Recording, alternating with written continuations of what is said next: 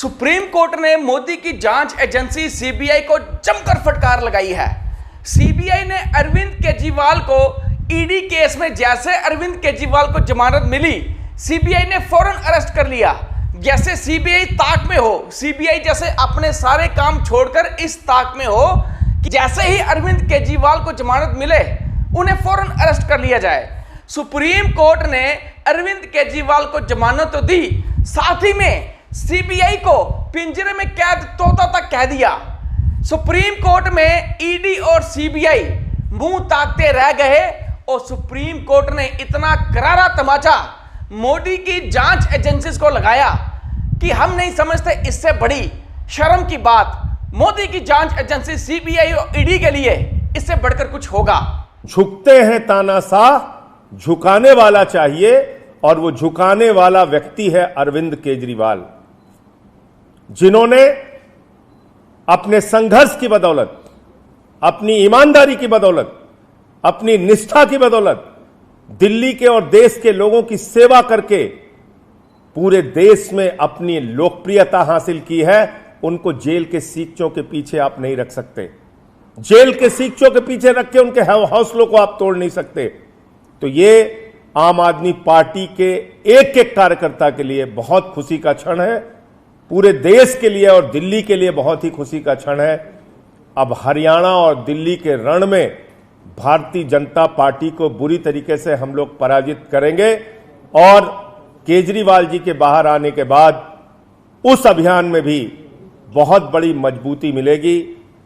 आज फिर से एक बार सुप्रीम कोर्ट ने यह कहा कि सीबीआई सरकार का तोता है। अरविंद केजरीवाल को जमानत देने वाले सुप्रीम कोर्ट के जज उज्जवल भुइया ने कहा, सीबीआई की गिरफ्तारी जवाब से ज्यादा सवाल खड़े करती है। जैसे ही ईडी केस में उन्हें जमानत मिलती है, सीबीआई एक्टिव हो जाती है। ऐसे में अरेस्ट के समय में सवाल खड़े होते हैं। सीबीआई को निष्पक्ष दिखना चाहिए और हर संभव प्रयास करना चाहिए ताकि गिरफ्तारी में मनमानी ना हो। जांच एजेंसी को पिंजरे में बंद तोते की धारणा को दूर करना चाहिए। जज साहब ने कहा कि जांच एजेंसी को पिंजरे में बंद तोते की धारणा को दूर करना चाहिए, लेकिन मोदी की जांच एजेंसी को तो जैसे तलवे चाटने की आदत सी हो गई हो।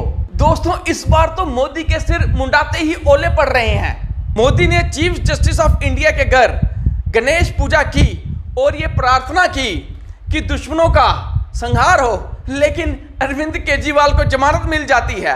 उन्होंने शिवाजी की मूर्ति का उद्घाटन किया, लेकिन वो मूर्ति गिर जाती है। बनारस में विश्राम गृह बनाया जाता है, लेकिन वो विश्राम गृह टूट जाता है। एयरपोर्ट की छत चूने लगती है, राम मंदिर चूने लगता है, संसद जो हाल ही में नई बनाई गई है वो चूने लगती है, अयोध्या की सड़कें धंस गई, लाइट चोरी हो गई, यूपी में हार का सामना करना पड़ा और अब यह सरकार बैसाखी के सहारे चल रही है। मोदी के एक के बाद एक बिल गिर रहे हैं, यहां तक कि लेटरल एंट्री का आदेश इनको वापस लेना पड़ा और केजरीवाल ने हरियाणा में बीजेपी का सुपड़ा साफ करने की जैसे ठान सी ली है। दोस्तों, अब तो बीजेपी भी ये मान चुकी है कि हरियाणा में उनका सुपड़ा साफ होने वाला है। और सबसे बड़ी खबर यह है कि बीजेपी का जो इंटरनल काडर है, जो ये बीजेपी की इंटरनल सोर्सेज में जो चर्चा है वो ये है, अगर मोदी हरियाणा में प्रचार करने आते हैं तो 100% हारना बीजेपी का लगभग तय है। महाराष्ट्र में तो जैसे बीजेपी का सुपड़ा साफ होने वाला है।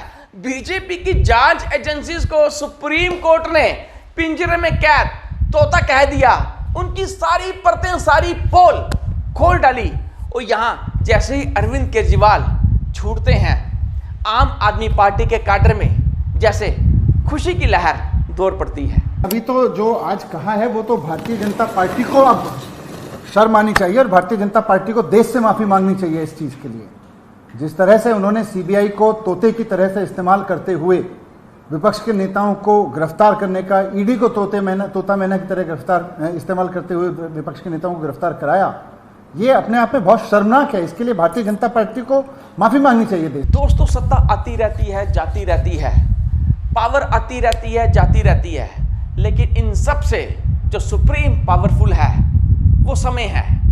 एक वो समय था जब मोदी की तूती बोला करती थी और आज वो समय है जब मोदी बिल्कुल खामोश है। आज के लिए इतना ही। आपका बहुत बहुत शुक्रिया।